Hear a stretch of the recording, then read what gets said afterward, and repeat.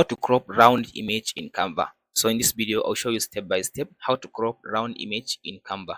After you open the Canva like this, so now go to this element. After you go to the element, scroll to down, click on these frames. After you select the frames, now click on this basic frames. So click on this see all. So from this option, now here is the round. So choose this one and drag it to your timeline. So now here is the round. So the next thing to do, now click on this option now, upload. So now upload your image. So now here is my image. So the next thing to do, now drag the image onto the shape like this.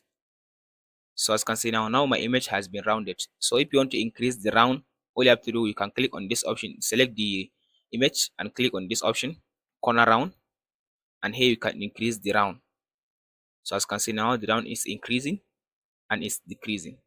And the next thing now, if you want to edit the image, let's say you want to just adjust the image, you want to zoom it in or out, so click on this, the image, double click.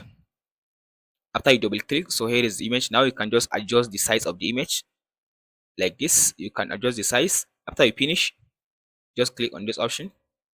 So that's it guys, on how to add round image in CapCut or in Canva. Hope this video helps. Like and subscribe.